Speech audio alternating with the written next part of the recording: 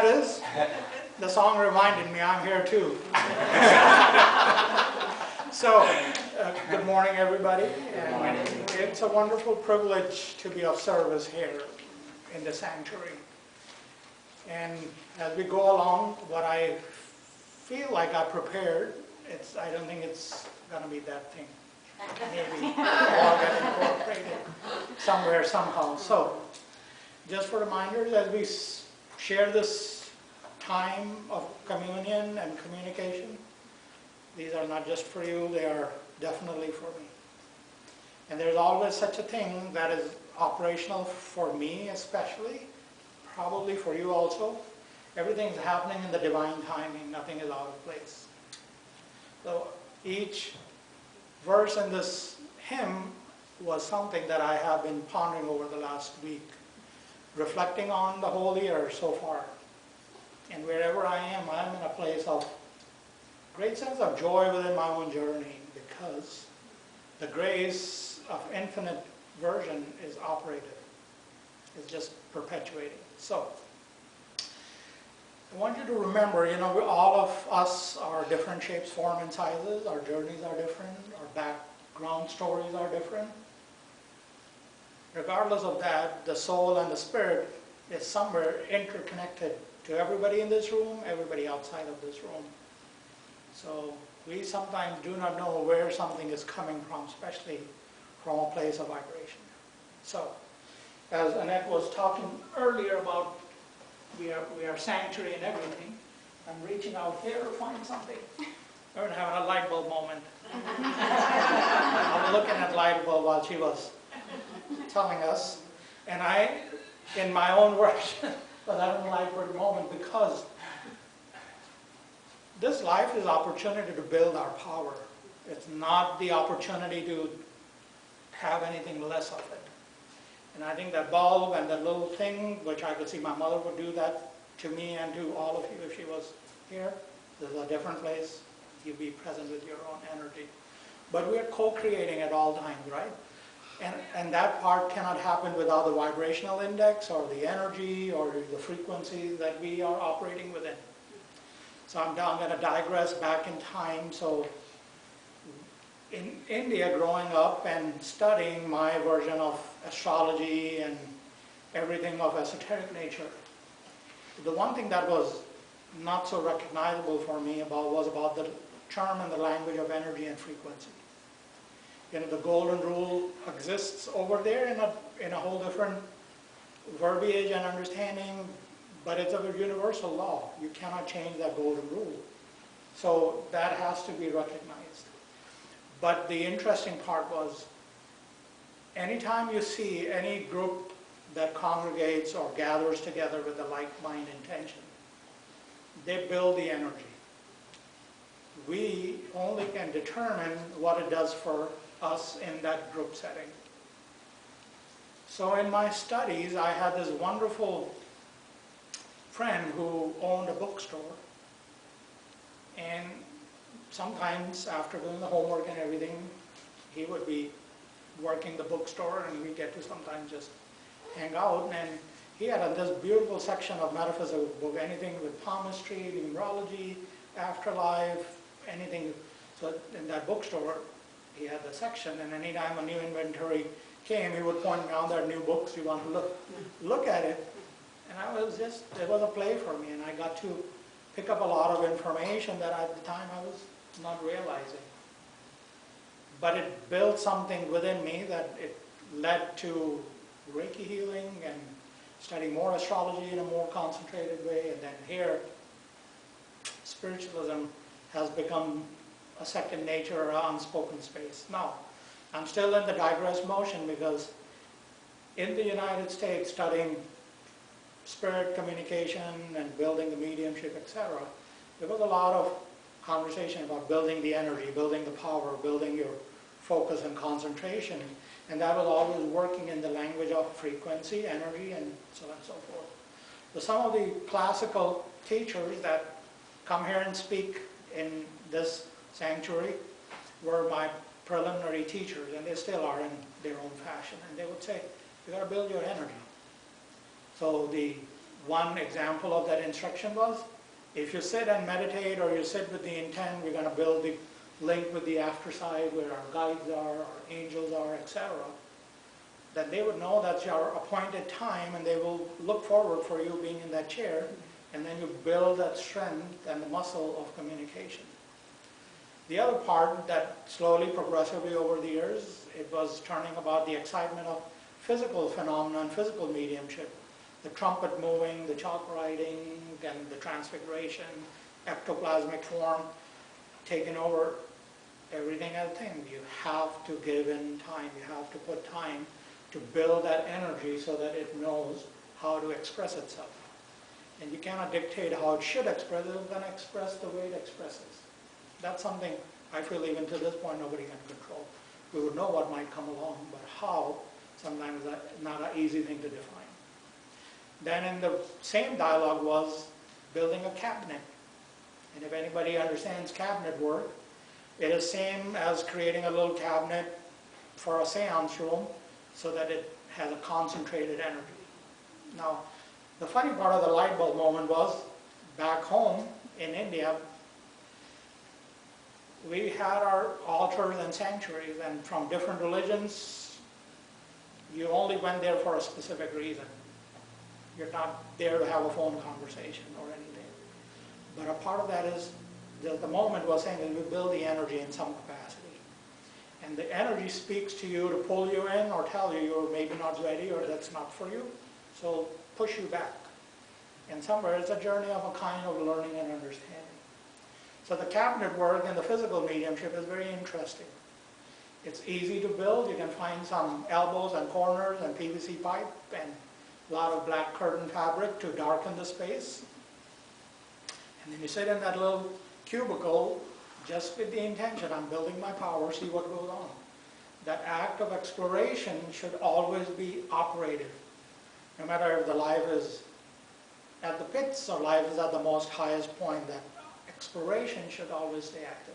What's more, what am I creating that? Because that gives us a potential of creating the energy, a frequency of expanding ourselves. And that part is always the one that leads to discovery of some kind. And it's not always one size fits all. It fits the way it fits for you. So my development is only applicable to me. I can talk about it day and night. It may not match exactly like yours. So what are you choosing to create your own light bulb moment? What kind of energy you are investing into? So we go from a small worldview to the big worldview. Big worldview is right now, to some it's exciting, but I feel like that percentage might be a little too small than the one that are not feeling excited about it. So this is not about any politicalization of it, it's just about the energy dynamics. And it's the part of understanding is what are we willing to participate, to co-create with? Where is the allegiance there? So the allegiance somewhere stays in our root and the sacral area. What are we giving allegiance? And allegiance is also participating with what we allow to happen in our lives. We can somehow manage the energy of it, because if you're talking in terms of energy rising or the Kundalini rising, that allowance, allegiance is the one that says, oh, it's okay to let it move. And when it moves up through the solar plexus and the heart and the throat and the third eye, these are higher vibrational places that sometimes are already expanded, and when you're going through that, you will feel, oh, I know more than what I think I know, or I'm feeling more than what I'm supposed to be feeling. So that openness of exploration is a big thing. So digressing back to the concentrated energy, building the energy. It is no different than building the energy between us. Because if we invest the right intent and the right mindset, there's no way possible that the build up the energy is less than. It'll always be more than. But the funny part is, the two of us, or you, audience, and me, is dealing with the relational energy that is undefined and uncharacterized in some way. It is a thing of its own. But the energy of this room that sometimes some of us get to participate and work with.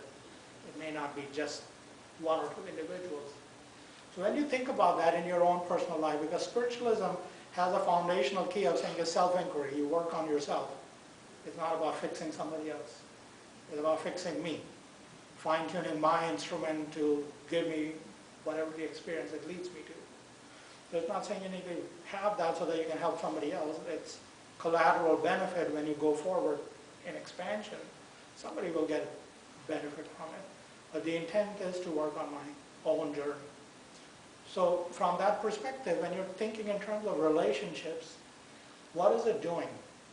Those that are living, those that are gone, you can only work with the memories, truly. You can work from a soul's perspective and a spirit's perspective to have that exchange of healing, communication, closures, etc. But I repeatedly remind myself and everybody, you might as well do it here while they're living, or while you're living. Because the sense of impermanence is moment-to-moment basis. And that's how sometimes life is. Because of the nature of my work and my offerings, I do get a lot of communication. I wish I went that day because that was the day so-and-so passed on to the other side. You know, we also cannot control because what is happening or what has happened was supposed to be that way. But at the same time, especially if the bridge of healing needs to be there or that one more attempt has to be made, if that bulb is going off in your head, your minimum job is to put forth the effort without expecting any results. So the law of expectation and the law of comparison are probably the two most complicated laws. Most of the other laws have a little black and white or right or wrong, go this way or that way. But law of expectation and law of comparison have a big steep curve of polarity. And if you're not attentive to the energy you're investing in investigating or examining those two laws, it always have a potential to lead you in the not best place. The law of comparison is gnarly. It can immediately make you feel less than rather than make you feel better than. Most of the time it is less than. Most of the time it is less than.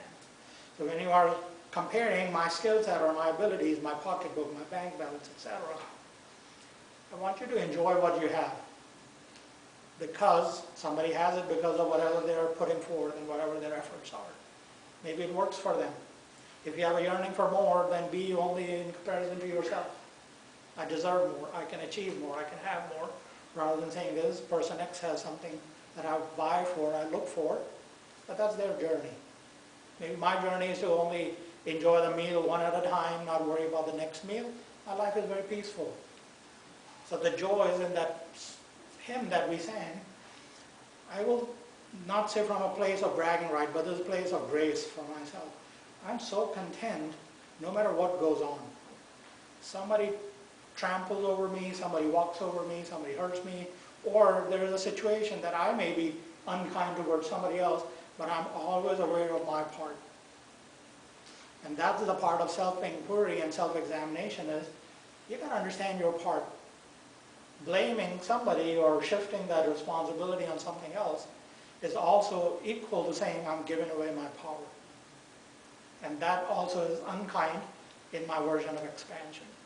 So part of that awareness of building your own power is own everything, no matter what's going on.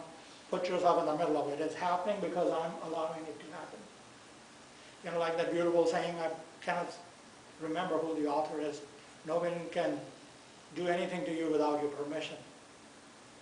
You can take about in different pieces of your life. Nothing is happening without our agreement with it, spoken or unspoken. If you're a part of it, you're in the middle of it, there's an agreement already there. So part of the understanding somewhere has leading me over this last month of examination is something within me is different. And sometimes it is not the easiest thing to find what that is. But at the same time, just like I am, you're going through your own version of expansion. You know, planning the next day is exciting, but it's just a plan. The execution is when you get there. The beauty of that is everything in this life is flexible and adaptable. And that was another thing I bring up with a good sense of cheer. My one boss gave me this acronym, Joe, we are fat, and we were big people. And she said, no, not for that. We are flexible and adaptable at all times. You like that, right? It changes the energy of the world. And that just really, I never looked at it that way. I'm using it in my own right, but I'm like, oh, that's interesting. This is, we're talking 21 years in the making. I'm still enjoying that phrase. So every time I find myself a little squeezed between two places, I say, you're flexible, you gotta make it work. Squeeze your way in and out of life. Because that's the choice. That's the choice. That's the law of choice. We will always have a choice. Dwell in this energy that's beating us up, or we're beating up somebody else, or this energy that co-creates and builds the whole environment for the next greater thing. So, today is September 7th. Today is also a wonderful full moon at 2:49 p.m. today, Eastern Time. It's going to peak and it's going to eclipse. And it's also called a corn moon because of its coloration is there. But as my little synopsis of my figuring out what's special about today other than color and so forth, it is sitting in the house of Pisces. Eastern astrology sees Pisces as a house of exit, house of loss or termination. So, if you would like to terminate things or agreements that are not working within your own lives and things that are not fluid, because recognition of saying is that's consuming energy, and energy is very, very valued commodity. It's not the money. Money is energy itself. So pull yourself out of there, give it a little tone of love, grace, compassion, and pass it on. And today could be a life-changing thing because this Pisces energy, the water-based energy, is going to stir up the emotions as we go close to that time period. If you're feeling any emotional overwhelm or angst within it, look at it. Don't dodge it by having a cookie or going out for a walk. Deal with it, work with it, stay with it, because it's speaking to you at a certain level. And look into it of how it's moving forward with you. And then it's going to take you forward. So another part of this moon cycles are, I have a lot of planets retrograde in my chart. So sometimes when people talk about, oh, it's Mercury retrograde, I'm like, it can't do anything to me. It's already retrograde natally, so it's doing whatever it's doing by nature. When it's retrograde, I'm more peaceful. When it goes direct, I feel that shift because I have to adapt with that. So if you know this language of retrograde and direct, you could use it. Something when things are not working out for you, are they retrograde? Are they in the motion that is counterproductive to you? When they're in the direct, it always is fluid. Everything is falling in place, everything is moving where it's supposed to go. Keep moving. And that's the part of co-creation, because the law of universe says when we are wanting to manifest something, our main job should be how to get out of the way. Because the grace and manifesting happens effortlessly and beautifully without trying to push and pull anything. So, what are you going to do to create more light bulb moments in your life? Are you going to create them, or you can just be patient enough to say, oh, there will be something that will alter my day or cheer up my mood and elevate me to the next thing? What am I co-creating in that part? So, I believe one of the gentlemen present here did an automatic writing workshop, right? You build the energy to get to that place of releasing yourself out of your own way, right? And I'm saying that if he offers workshop again, might want to attend for an experience. But a part of that exercise is coming as a reminder here is, you have to learn to get out of the way. We learn from childhood or since we are born the ability to control the outcome, circumstances, etc. While the soul and the co-creator is very effortless with zero need for control. And that's the unlearning. I think that is the big part. Is what do I want? How do I want? How am I going to co-create it? Yeah, intelligence is necessary, but that really literal control, I feel, to have a spiritual experience is really not happening. I mean, it's not necessary. So that releasing that control, or how this is going to go, how the outcome is going to be, sometimes is not necessary. So releasing that could free up a lot of energy. So if you have any circumstances in your life that are moving in that direction, from just a spiritual standpoint, look at it from a self-inquiry. What is my part in it? And maybe that might just stir up a little moment of lightning bug version of light there to make it bigger. But it will be there for you. That's what I can give you with a little certain sense of assurance. If you put yourself into it, it will take you where it needs to go. So, beautiful day today, powerful opportunity of intersection of celestial time. If you are in tune with it, plan yourself with intention and just have a great next few months. See how it works out for you. And thank you for being here.